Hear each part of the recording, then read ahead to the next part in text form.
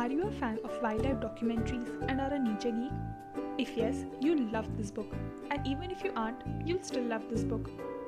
Hi everyone and welcome to Cherry Picking Books, where every week we recommend one good book. The pick for this week is Where the Crawdads Sing by Delia Owens, published in 2018. Set in the 1950s and 1960s of America, the story is about Kya Clark, who lives in a shack in the middle of a marsh near a town called Barkley Cove in North Carolina. The book oscillates between the present in 1969 and Kya's formative years from 1952 onwards when she was just 6 years old. Kya's family slowly abandons her and she has grown up living completely alone right in the middle of a swamp. The swamp is an absolute wasteland associated with castaways and fugitives by the locals, who refer to Kya as the marsh girl, a trashy person, an outcast. For Kya, the marsh is her true home, her safe haven. As a person who has grown up living an utterly and deeply lonely life, Kya finds her true family in the gulls, the swamp birds and the creatures, the trees and the beach. Imagine leading a life like this with absolutely no human contact, to long for the tiniest of human connections and with no one to love you except nature. It's heartbreaking, and sadness is so deeply embedded in Kya. Eventually, she grows up not understanding how to deal with the real world. She is gullible and innocent to the wrong intentions of people. There is a suspense in the form of a murder mystery as well.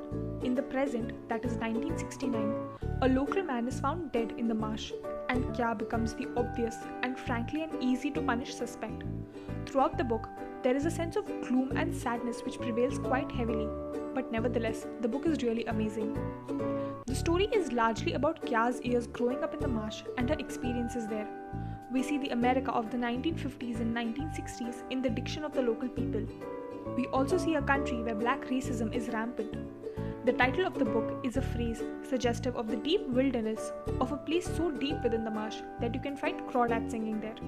The author herself is a wildlife scientist, which is why there are such intricate details of wildlife.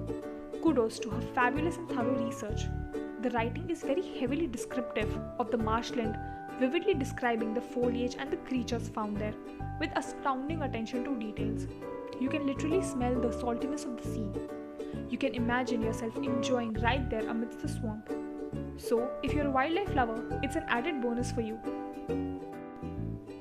Yes, Kya is lonely, but she is a survivor and a fighter. Life has never been fair to her. People have failed her, but she is brave. She is extremely gifted and intelligent. There is a huge romance angle in her life as well. And all's well that ends well, right? Overall, it's a very enjoyable book. If you're a fan of historical fiction and love reading about wildlife, then this book is for you. Enjoy reading! Do let us know in the comments below how you found this book.